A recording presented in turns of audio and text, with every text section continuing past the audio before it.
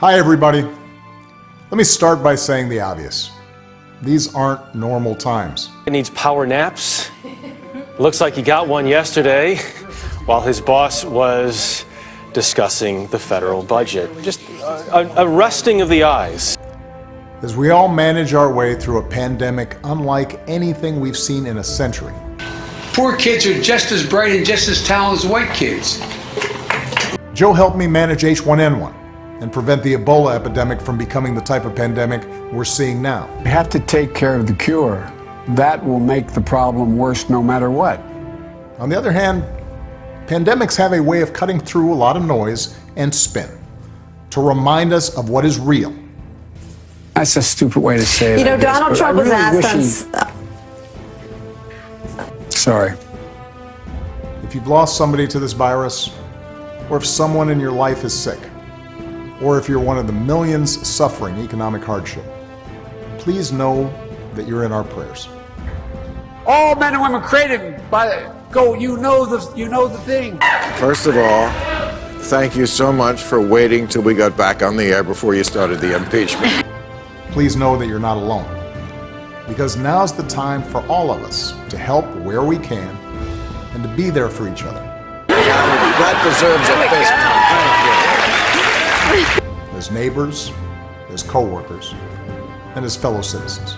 Because I think one way you get rid of Trump is a crashing economy. Yeah. So please, bring on the recession. Yeah. We're going to turn now to the staggering rise in food insecurity. Those long lines we've been seeing all week tell a devastating story. Just look at these pictures in Queens, New York. Because they think that's the best way to get rid of Trump. At least one of them is honest about it. I've been saying for about 2 years that I hope we have a recession, and people get mad at me.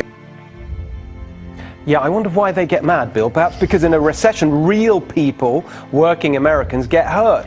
In fact, over the past weeks, we've seen plenty of examples of the kind of courage, kindness, and selflessness that we're going to need to get through one of the most difficult times in our history. Since you've been isolating in your house, how much of your regular diet do you think is ice cream and candy?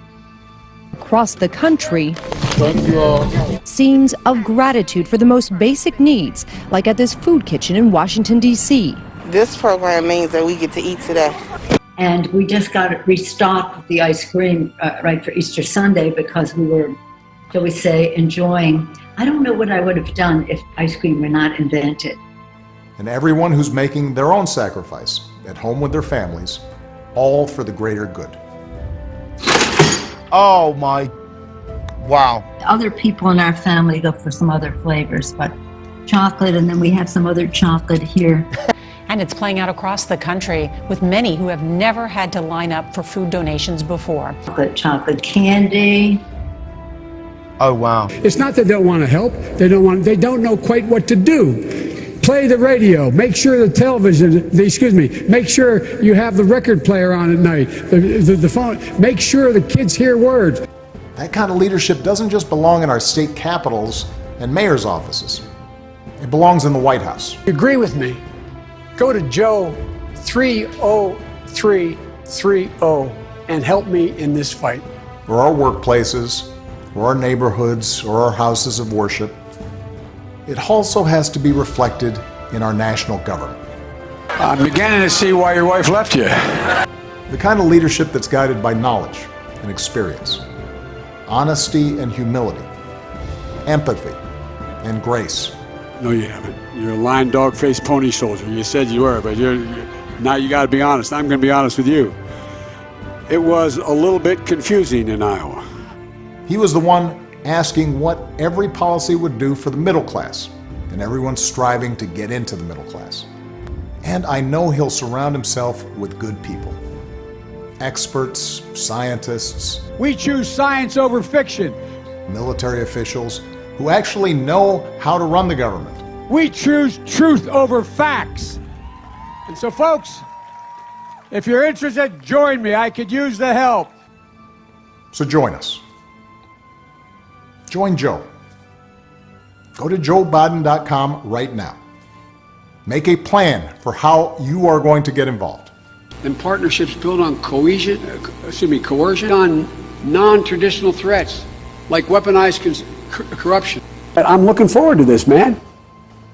Because Joe gets stuff done. We just need to remember, there's nothing we cannot do if we do it together.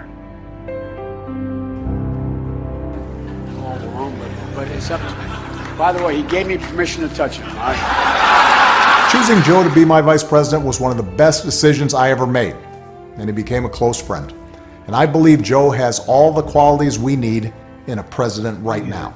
That I can adjust to the fact that personal space is important, more important than it's ever been, is just not thinkable. I will. Before weirdly stroking the face of her younger sister. Grandpa's one of those guys. That's nice of you to say. No, I'm not saying it. He knows I do. That this be called the Wuhan virus. And that's why I'm so proud to endorse Joe Biden for President of the United States.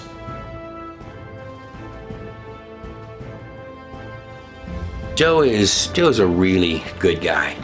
And even when he's not, the wonderful thing is he can't even remember it. Got this ridiculous gotcha question. If an American president loses more Americans over the course of 6 weeks than died in the entirety of the Vietnam War, does he deserve to be reelected? So, yeah, we've lost a lot of people, but if you look at what original projections were, 2.2 million. Let me just go over these stats for you on this screen here. 121,000, nearly 122,000. Traffic fatalities, 338,000. Alcohol, 600,000. Abortion, over 10 million. They were wanting to put abortion in the bills.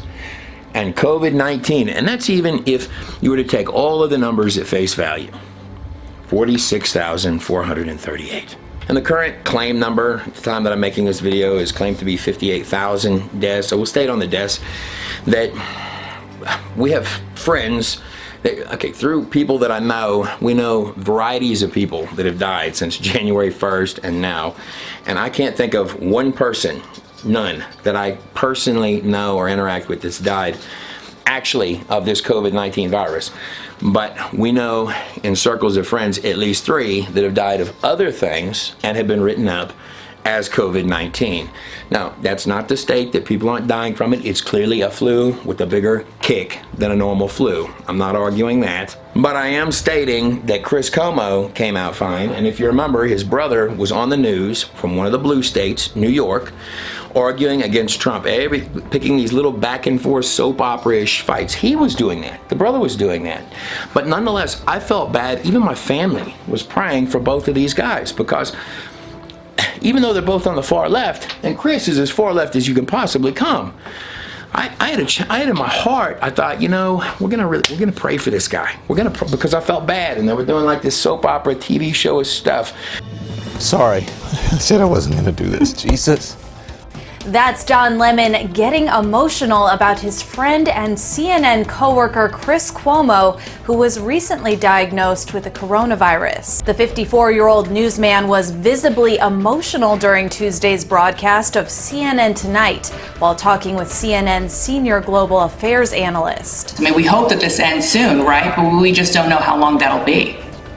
Hospitals, I'm sorry, there was the next thing. Sorry, I told you I was distracted. Be honest, sorry about that. Don, I'll help you out. That's an awfully big and very consistent smirk about your good friend being incredibly sick. Hospitals in New York, where Chris Cuomo's brother was demanding to Trump that he wasn't getting supplies fast enough, you're doing it all wrong. Trump delivered entire ships to New York. And all of those additional medical facilities are still unfilled, even to today, while he was declaring that Trump wasn't doing enough. So there's the help with the hospitals, Don Lemon, where he's in the basement and maybe he's not gonna make it and all of these other things. And here's the childhood pictures and man, I might not make it through this. I'm scared by this. I'm scared by the potential of this. And it frustrates me because I can't get out of this basement. I still have this low-grade fever. I can't shake it. And then when I come to hear that he's violating, or that was the reports, that he was violating the lockdown while telling everyone else, I'm locked in the basement, man, I don't ever go upstairs, my wife brings the food, or whatever he was stating.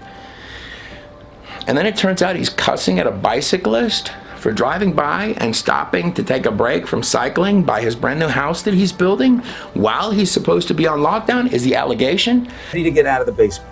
I'm sick of being sick. I've had it. I want to get back to work, but I'm not ready. And I don't have a plan to be ready. Yeah. That's where we are right now. And it's like the president saying, no, I'm good. Get out, Chris. Go do your job. You're good to go. I'll get people sick. It turns out that at that moment, he was breaking quarantine himself, despite, as we said, being positive for the coronavirus. One day, Cuomo was spotted by a passing bicyclist who got into a tiff with him. Cuomo attacked the man later. Listen. I don't want some jack loser, fat tire biker to be able to pull over and get in my face and in my space and talk to me. I don't want to hear it. Sorry. I said I wasn't going to do this. Jesus. That's Don Lemon. David Whalen is the jackass, loser, fat-tired biker in question, the cyclist Chris Cuomo tangled with. And he joins us tonight with his side of the story. I don't think we've ever had a jackass, loser, fat-tired biker on the show, but we're happy to start tonight. Thanks so much for coming on. Now, look, I'm not stating the guy didn't have the virus. I believe he did. But I believe he's also fine today. And that a lot of this stuff is literally been a war of liberal media. I felt deceived by that, by the way. President, overall, South Korea has done 5 times more tests than the U.S. per capita. Why is that? I don't think that's true. That is true. And you said this morning that the White House said the U.S. passes South Korea in virus testing. Who are you with? Yahoo News. And it's not true per capita. Do you want to respond to that? If you have the numbers? Sure, I have the numbers. That news reporter, like tons of others, they just sit there, all like little ducks in a row, and what they call an essential job is actually sitting there waiting to throw a whiz-dinger that they hope will hit the president, man. I think I've got something clever to say, and I sit here and I wait my turn, and half of the stuff they ask it's wrong. It's incorrect. So to our Yahoo gentlemen, I just want to make it clear that South Korea's testing was 11 per 100,000, and we're at 17 per 100,000. So are you going to apologize, Yahoo? That's why you're Yahoo, and nobody knows who the hell you are. Go ahead, let's go. Based on the numbers I've seen, that's why nobody knows who you are, including me. Go ahead. Mr. President. My belief is that the stuff here with the coronavirus, and I understand it's a horrible thing, but it's more than just being overplayed. There are people actively working against you, your wallet, and your freedom. Particularly if you're a Democrat, they are playing you like a fool. That's just I ask you to allow me to make that. I've got a whole video that was censored that talks about exactly that. I've got a lot of Democrat friends that I don't feel like are idiots. I don't like seeing them played like fools. Come over and watch the tape. I would ask you to do that. Get a Trump t-shirt, particularly if you used to be a Democrat. Make a statement about it and be bold about it.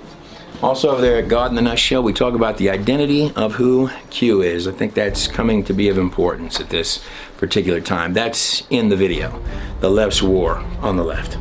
I'm Trey Smith. And also, while they're feeding you nonsense, I've got these up as ebook. If you homeschool your kids, which right now while you're watching this, you've got to. This stuff here, there's nothing like this. Come over and learn about it at God in the Nut Show.